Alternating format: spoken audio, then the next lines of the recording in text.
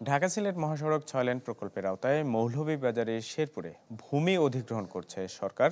তবে বর্তমান বাজার দরের চেয়ে অধিগ্রহণ করা ভূমির মূল্য কম বলে অভিযোগ স্থানীয়দের। এজন্য অধিগ্রহণ করা ভূমির নির্ধারিত মূল্যে নারাজি জানিয়ে ক্ষতিগ্রস্তরা জেলা প্রশাসকের কাছে আবেদন করেছেন। সানশাইন আটা ময়দা সুজি, ভালোবাসায় তৈরি।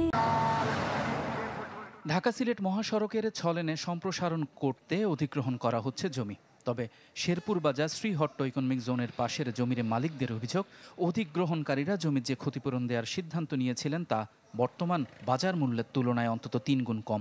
এতে সৃষ্টি হয়েছে ক্ষোভ। সম্প্রতি ঢাকা সিলেট মহাসড়ক ৬ লেন প্রকল্পের আওতায় শেরপুর বাজারে ৫,২১,০০০ টাকা শতক দামে জমি অধিগ্রহণ করছে সরকার। কথা আছে ৯৮ জন ভূমি মালিকের ৮ একর জমি অধিগ্রহণ করার।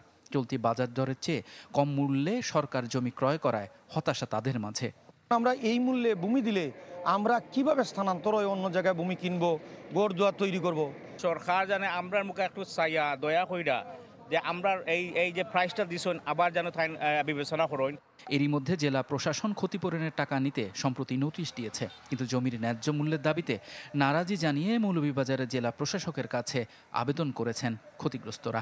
সুচিন্তার মাধ্যমে আমাদের যে অন্তত আমাদের সেই জায়গার রেটটা যে কোনো অবস্থান হোক, পুনর্বাসন হোক, জায়গার রেট বাড়াইয়া দেওয়া হোক, না দিলে আমরা অত্যন্ত ক্ষতির সম্ভাবনা।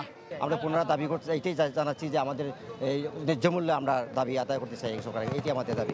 জেলা প্রশাসক জানান, সাব রেজিস্ট্রার অফিসে অধিগ্রহণকৃত এলাকার সাম্প্রতিক জমির রেজিস্ট্রি দলিল পর্যালোচনা করে মূল্য নির্ধারণ করা হয়েছে। তার দাবি, সরকারের রাজস্ব ফাঁকি দিতে হয়তো ওই মৌজার লোকজন কম মূল্যে দলিল রেজিস্ট্রি করে। বিষয়টি খতিয়ে দেখা হচ্ছে।